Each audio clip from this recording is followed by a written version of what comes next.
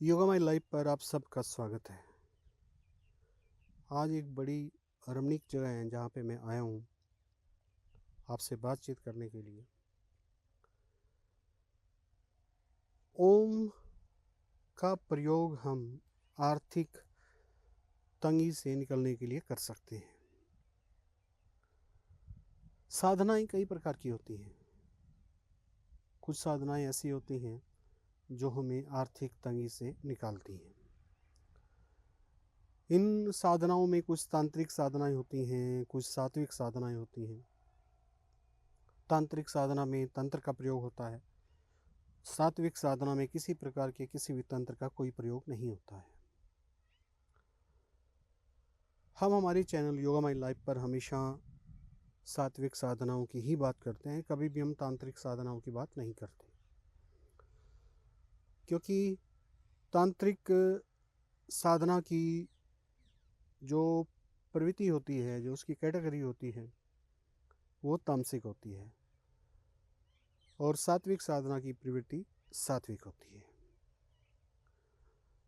आर्थिक तंगी से निकलने के लिए जिस साधना की मैं बात कर रहा हूँ बड़ी सिंपल है और आप उसको अपने घर पे या कहीं पर भी किसी भी जगह पे, कई बार क्या होता है कि व्यक्ति ट्रैवल करता रहता है या उसको घर में ऐसी जगह नहीं मिल पाती जहाँ पे वो साधना कर सके, तो ऐसे में ट्रैवल करते हुए भी ये साधना की जा सकती है। या जैसे इस जगह पे मैं आया हूँ अपने शहर के पास में, ऐसी जगह पे आप आकर भी आप जो ये साधना कर सकते हैं।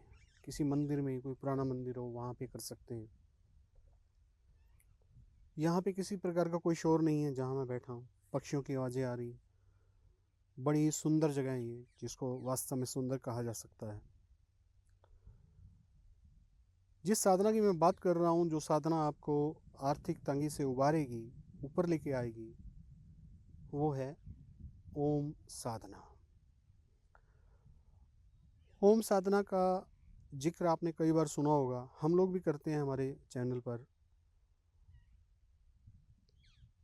ओम के उच्चारण से ही ओम साधना होती है, लेकिन इसमें थोड़ा सा समझने की बात जो है वो ये होती है कि इसको किस तरीके से उच्चारित किया जाए। दूसरी समझने की बात ये होती है कि उस वक्त क्या भाव होना चाहिए। और ओम के जो 3 अक्षर हैं, जैसे हम अ से शुरू करते हैं, आ ऊ मा, हालांकि ए को ओ भी बोल दिया जाता है, आ ऊ मा, तो तीनों को तीनों जो ये अक्षर हैं वो 3 प्रकार की अवस्थाओं से संबंधित हैं। जो पहला आ अक्षर है वो जागृत अवस्था से संबंधित है। जागृत अवस्था यही है कि मैं बोल रहा हूँ, आप सुन रहे हैं। उसके बाद जो ऊ शब्द है, अक्षर है, जो उच्चारित होता है, वो संबंधित है स्वप्न अवस्था से, जब हम नींद में स्वप्न ले रहे होते हैं।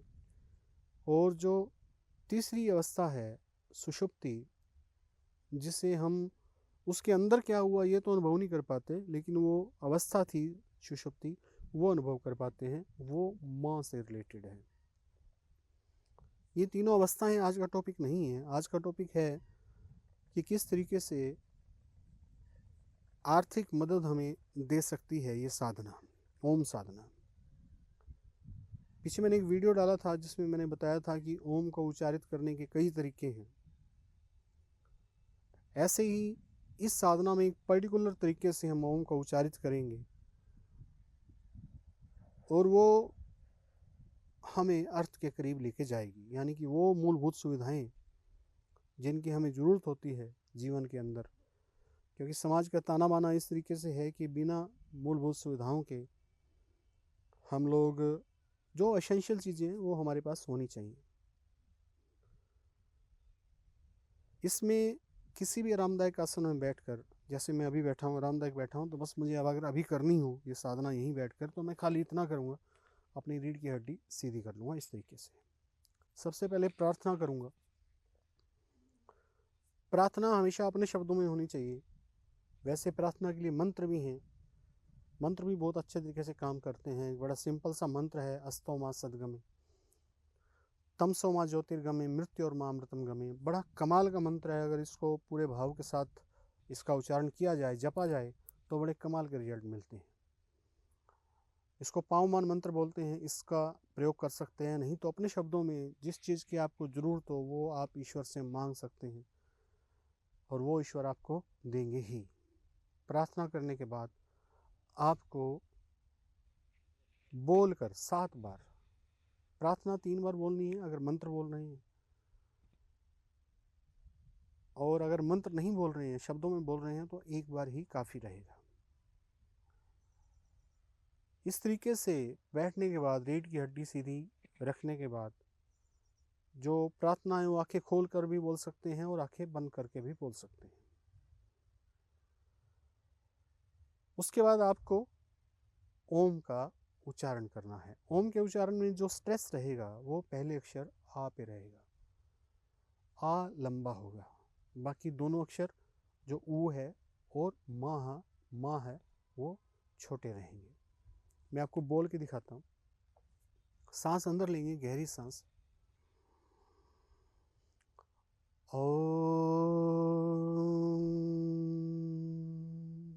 मैंने आ पे काफ़ी स्ट्रेस दिया।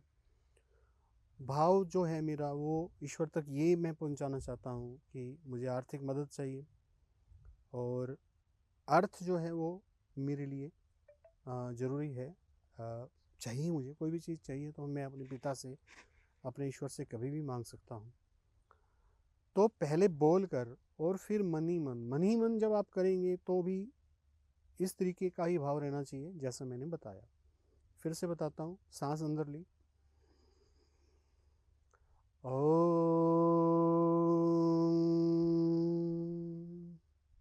मन ही मन आपको इस तरीके से मेंटली चैंटिंग भी इसी तरीके से करनी है। मेंटली चैंटिंग में भी सांस अंदर लेनी है और फिर मेंटली ओम इस तरीके से चैंट करते हुए सांस को बाहर छोड़ देना है।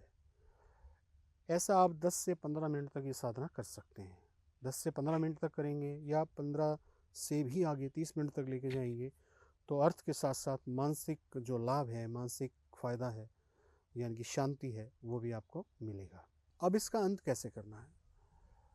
अंत में आपकी जो शुरू में जो आपने प्रार्थना बोली थी ना, अगर आपने पावमान मंत्र बोला है, अस्तो माँ सदगमे तमसो माँ ज्योतिर्गमे मृत्यु माँ अमृतम गमे, तो फिर वही 3 बार बोलना है। या फिर जो शुरू में आपने अपने शब्दों में प्रार्थना बोली थी उसी प्रार्थना को अब ईश्वर को फिर से रिपीट करना है और धन्यवाद देते हुए इस साधना का अंत करना है।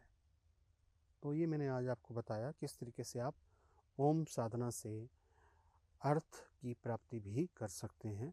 ओम साधना बड़ी ब्यूटीफुल साधना है और ये टेक्निकल बातें हैं जो मैं बता रहा हूँ। कोई भी धर्म का व्यक्ति इसको कर सकता है। धर्म की बंदिश इसमें कोई भी नहीं है, क्योंकि मैंने किसी प्रकार की किसी भी देवता का नाम नहीं लिया है और जो जिस धर्म से मैं हूँ उस धर्म की बात नहीं की है।